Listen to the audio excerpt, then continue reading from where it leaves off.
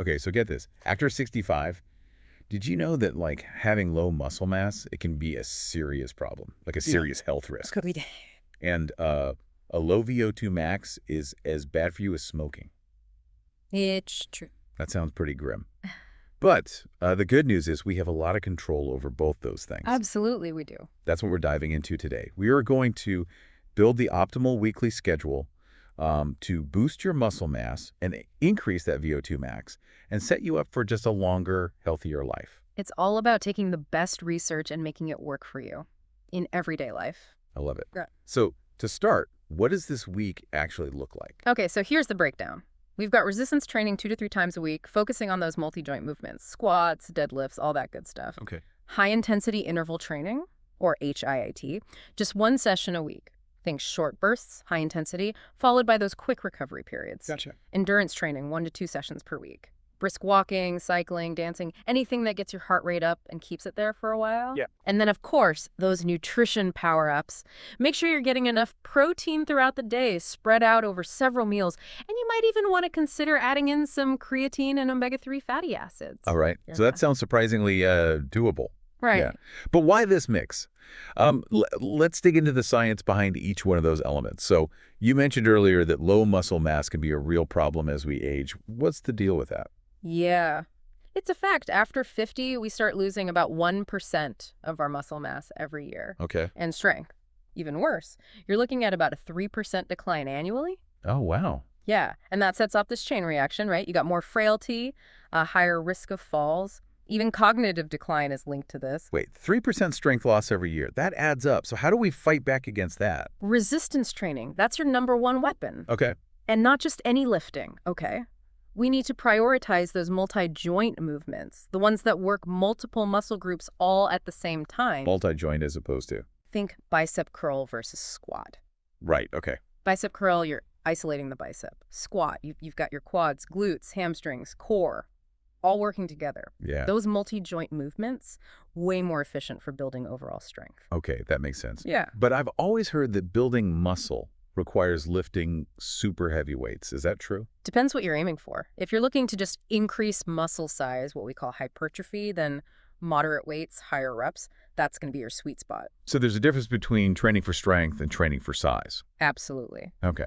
Dr. Brad Schoenfeld, he's a leading researcher on muscle growth, explains that training for hypertrophy is really about maximizing the time your muscles are under tension. Okay. So that means think tempo, right? Yeah. Slow down those lifts and often working close to failure. Training to failure that's safe. It can be. As long as you have good form, maybe a spotter, you're good. You don't have to max out on every single lift. Stopping a few reps before failure is just as effective for those strength gains. That's good to hear. Yeah. What about protein? So I always thought you needed to chug a protein shake right after a workout to maximize muscle growth. Is that true? That's the anabolic window myth. It's the idea that there's this tiny window after you exercise, and that's when protein absorption is best. Right. While there's a grain of truth to that, research actually shows that hitting your daily protein intake, that's way more important than stressing about the exact timing. So I don't have to carry a shaker bottle with me everywhere I go. Exactly. And what's even more interesting is for older adults, spreading that protein intake throughout the day might actually be even more beneficial than just focusing on post-workout. Really? Why is that? So as we age, our muscles become less responsive to the signals that trigger protein synthesis. So that steady stream of amino acids throughout the day, it just seems to optimize muscle growth and recovery. Fascinating. So consistency is key in our training and our nutrition. But what about those of us with super busy schedules? Can we really squeeze this all in? Totally. We can make it work for even the most packed schedule. Okay, good. Remember those multi-joint exercises? Yeah. They work a lot of muscles in a short amount of time. And then you've got things like supersets and drop sets that can amplify your workout even when you're short on time. Refresh my memory. What are supersets and drop sets?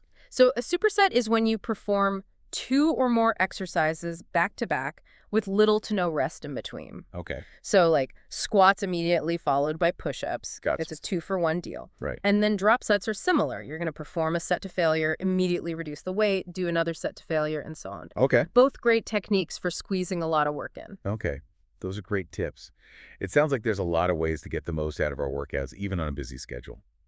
But before we move on to cardio, I want to touch on one more thing about strength training. Yeah, What about the difference between strength training for like muscle growth and strength training for building like functional strength? great question. Yeah. So both types of training, they involve lifting weights, but the goals and the approaches are slightly different. Okay. When you train for hypertrophy, your primary goal is to increase that muscle size. So moderate weights, higher reps, shorter rest periods.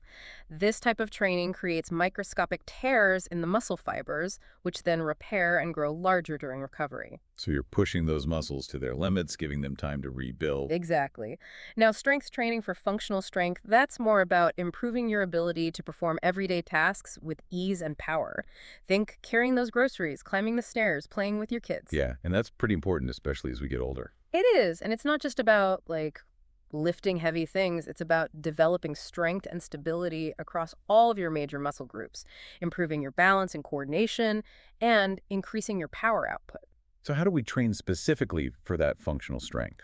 Focus on compound exercises that mimic those movements we use in everyday life. Gotcha. Squats, lunges, deadlifts, push-ups, rows, all excellent choices because they engage multiple muscle groups and require stability and coordination. Okay, so it's not just about isolating those muscles, it's about training your body to move efficiently as a unit. Precisely. And paying attention to proper form and technique. Yeah. You're not just lifting weights. You're training your body to move with strength, stability, and control. Okay, this is helpful.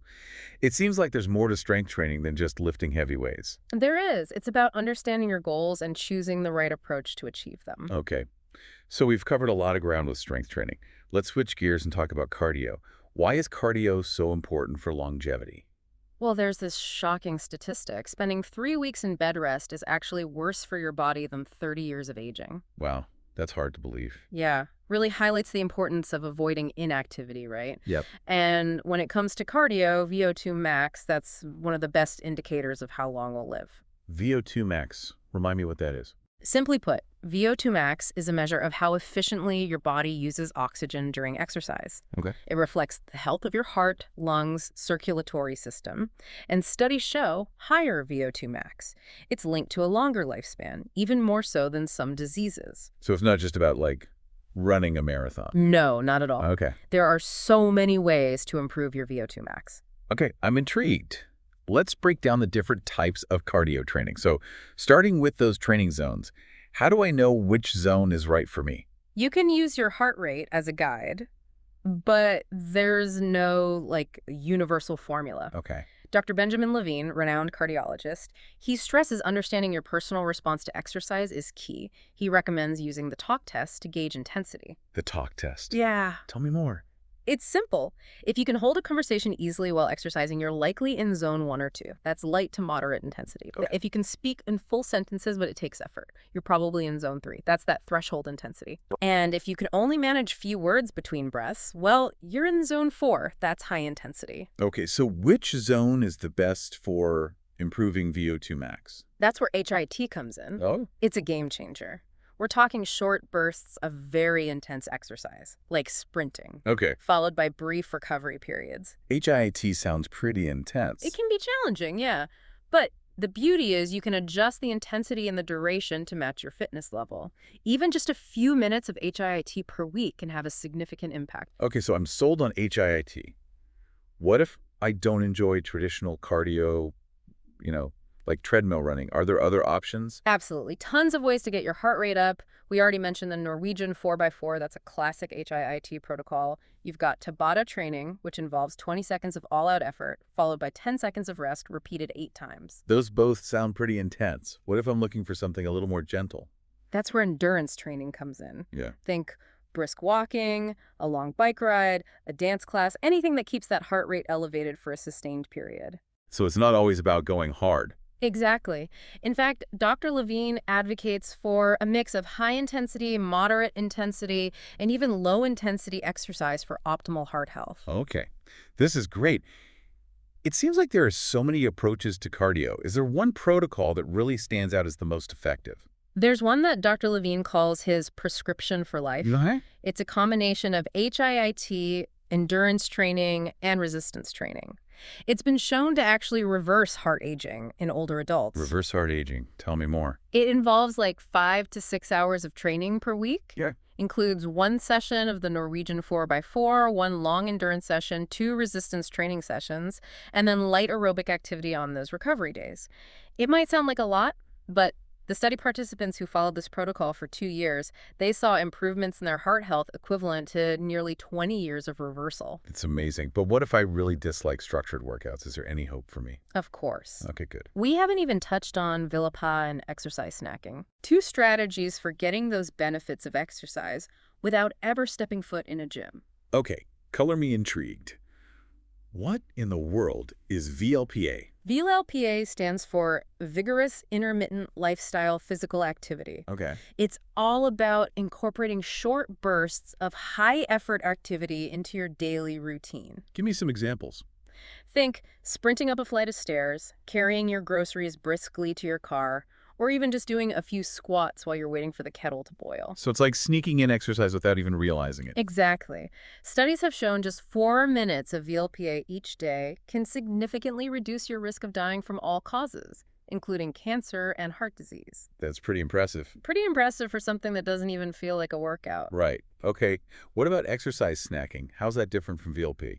So exercise snacks are a bit more structured. They're those short, isolated bouts of vigorous exercise, typically lasting 1 minute or less, spread throughout the day. So instead of doing a 30-minute workout, I could just do a few 1-minute bursts throughout the day. Exactly, and research is promising. Studies have shown that exercise snacking can improve VO2 max, reduce insulin and glucose levels, and even enhance blood flow. That is mind-blowing. It seems like there's really no excuse not to incorporate some form of movement into our lives. Nope. But before we get too carried away with exercise, let's talk about nutrition. So you mentioned earlier, protein is crucial for muscle growth. How much protein do we actually need? That's a great question. Recommendations vary depending on your activity level and goals. For sedentary or recreationally active adults, 0.8 to 1.2 grams of protein per kilogram of body weight per day is a good starting point. Okay. But for active individuals, older adults, and those looking to build muscle, that number goes up 1.2 to 1.6 grams per kilogram. Okay. That's a decent amount of protein. What are the best sources? Animal sources like meat, poultry, fish, eggs are great options, but there are plenty of plant-based sources as well. Beans, lentils, tofu, nuts. And remember, it's not just the total amount of protein you consume, it's also how you distribute it throughout the day. You mentioned earlier that older adults might benefit from spreading their protein intake out. What about everyone else? The general consensus is it's best to spread your protein intake across multiple meals rather than just having one big protein-heavy meal. Okay. Aim for at least 20 to 30 grams of protein per meal. Gotcha. And consider prioritizing protein at breakfast. Why breakfast?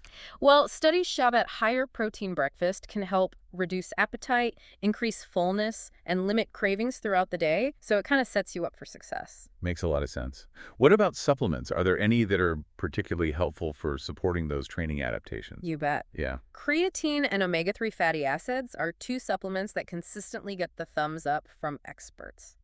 Let's start with creatine. What is it, and what are its benefits? Creatine is a naturally occurring compound. It's crucial for energy production, primarily in our muscles. Yeah. It's been extensively studied and shown to increase muscle mass, strength, and power output. But isn't creatine just for bodybuilders? No, not at all. It's beneficial for anyone looking to improve athletic performance, including those older adults who are trying to maintain muscle mass and strength as they age. Okay, good to know. Mm-hmm. But I've heard some concerning things about creatine, like it can damage your kidneys. Is that true? Oh, that's one of the biggest myths about creatine. Okay. Decades of research have proven that creatine is safe for healthy individuals when taken at recommended doses. Yeah. Dr. Stuart Phillips, leading expert on protein metabolism, has said that we have over 40 years of data on creatine supplementation with no signs of adverse events. Okay, that puts my mind at ease. What's the recommended dosage? The standard dose is 3 to 5 grams per day.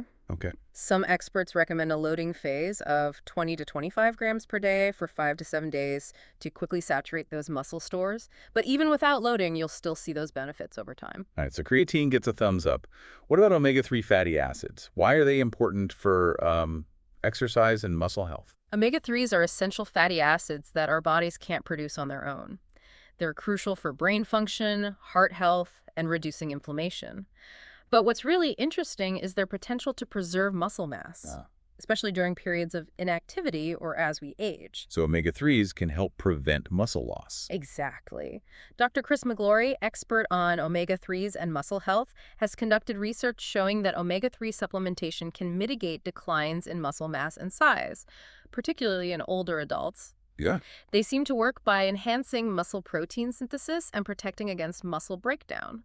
That's amazing. What's the best way to get omega-3s? Fatty fish like salmon, mackerel, sardines are excellent sources. Right? You can also get them from plant-based sources like flax seeds, chia seeds, and walnuts. Gotcha.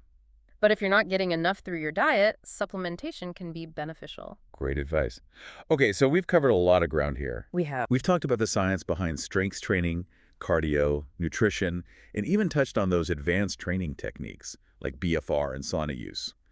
I feel inspired to optimize my weekly schedule. Me too. And I bet our listeners do too. I think so. But I'm curious about those advanced training techniques, the blood flow restriction training and sauna use. Can you tell us a little more about those? Yeah, those are definitely worth exploring, especially if you're looking to push your training to the next level. Okay. But let's save that for part 2 of our deep dive. All right. Sounds like a plan. Stay tuned, everyone. We'll be back soon to explore those exciting techniques and more. Welcome back to our deep dive. I'm excited to learn more about those advanced training techniques you mentioned. Oh, yeah. Blood flow restriction training and sauna use. Let's do it. Let's start with blood flow restriction training, BFR for short. BFR? What exactly is it? It might sound a little intimidating, Okay. but it's actually a really safe and effective way to enhance your workouts. Essentially, you're using a cuff to restrict blood flow to your limbs while you exercise. Why would you want to do that? Right. It seems counterintuitive. I know, but by restricting that blood flow, you create this unique physiological environment. Okay. That leads to some pretty remarkable adaptations. Such as? Well, BFR training has been shown to promote muscle growth even when lifting lighter weights, Okay. which is super helpful for people recovering from injuries or dealing with joint issues that prevent them from lifting heavy. So you're saying I could get the benefits of heavy lifting without actually lifting heavy? Pretty much. That's incredible. Yeah, it is remarkable. Okay. And it's not just muscle growth. BFR training can also increase production of growth hormone Okay. and other anabolic hormones, as well as enhance muscle endurance. Wow. Okay, I'm intrigued. Right. But how does it actually work? What's happening in my muscles when the blood flow is restricted? So when you restrict that blood flow, your muscles are forced to work harder in a low oxygen environment. This leads to a buildup of metabolites, triggering a cascade of signals that promote muscle growth and adaptation. So it's like tricking my muscles into thinking they're working harder than they actually are. In a way, yeah. Okay. But it's important to remember, BFR training isn't a replacement for traditional strength training. Right. It's best used as a supplemental technique Gotcha. to enhance your results. So how do you actually do BFR training? What kind of equipment do I need? You'll need specialized cuffs designed for BFR training, Okay. typically inflatable and placed around the upper arms or thighs. How tight should the cuffs be? That's a really good question, and it's crucial. The pressure needs to be carefully controlled Yeah. for safety and effectiveness.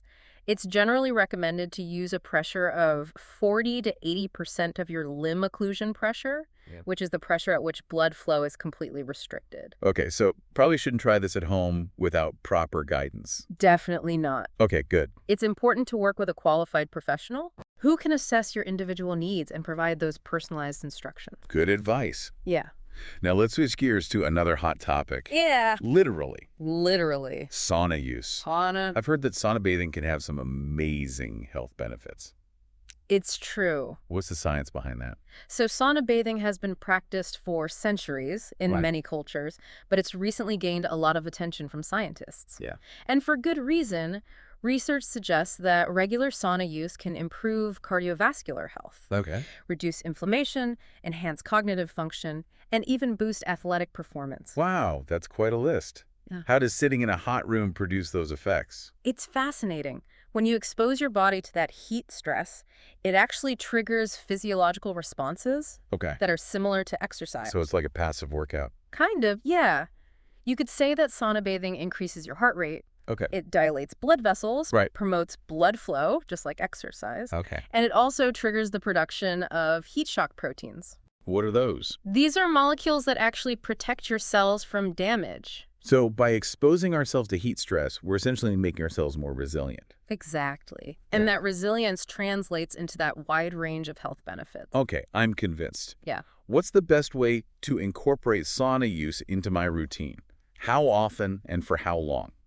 The general recommendation is to start with 1 to 2 sessions per week, Okay. lasting 15 to 20 minutes each. Okay. And you can gradually increase the frequency and duration as you adapt to the heat.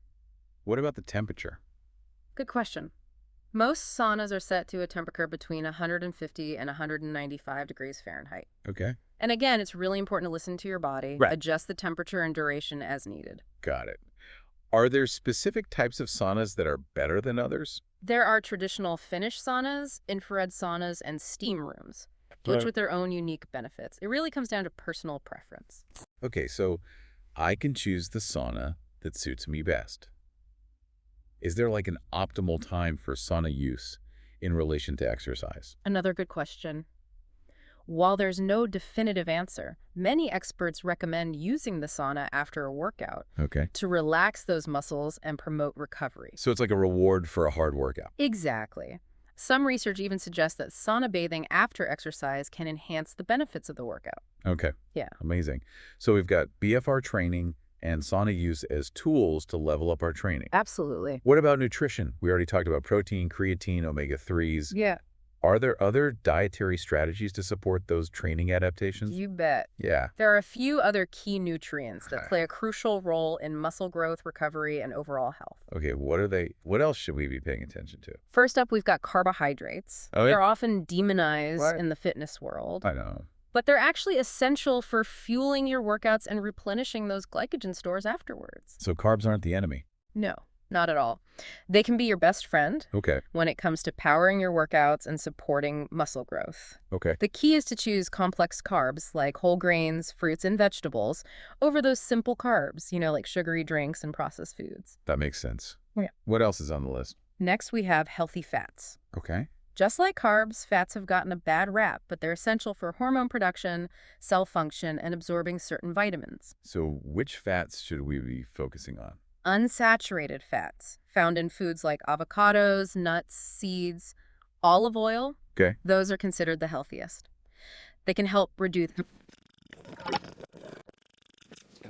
Gotcha. Any other nutrients? Yes, micronutrients, Okay. like vitamins and minerals. Right. They're essential for various bodily functions, including muscle growth, immune function, and energy production. Okay, so how do we make sure we're getting enough of those micronutrients? The best way is to eat a balanced diet, Okay. rich in fruits, vegetables, whole grains, lean proteins, and healthy fats. So it all boils down to a balanced, healthy diet. It really does. Not surprising. Food is the foundation Yeah. for our health and well-being. I think we've covered a lot today. We have. We explored strength training, cardio, nutrition, even those advanced training techniques We did. like BFR and sauna use. Yeah. I feel inspired to optimize my own weekly Me schedule. too. And I bet our listeners do too. I think so.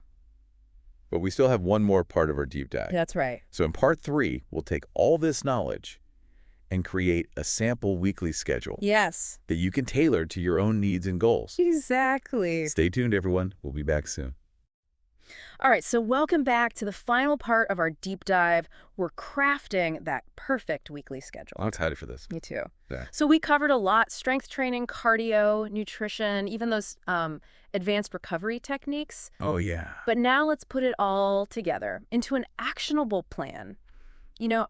Our listeners are eager to see this ideal week, what it actually looks like. Absolutely. So let's map it out. But just keep in mind, this is just a template. You can adjust it based on your preferences, your schedule, your current fitness level. Perfect. So flexibility is key.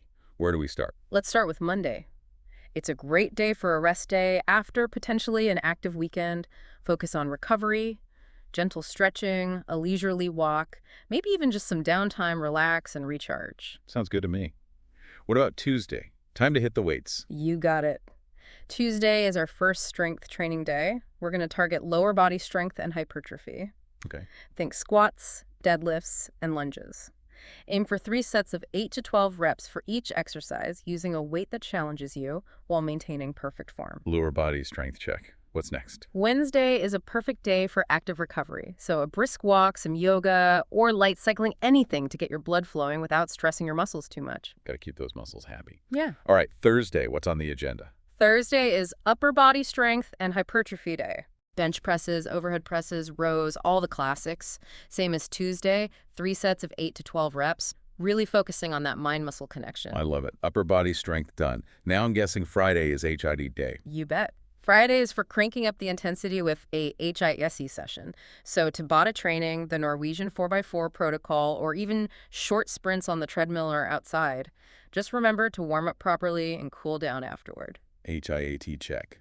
We're on a roll. What about the weekend? All right, so Saturday is our endurance day. Okay. This is where you challenge your cardiovascular system with a long run, a bike ride, a swim, or a hike.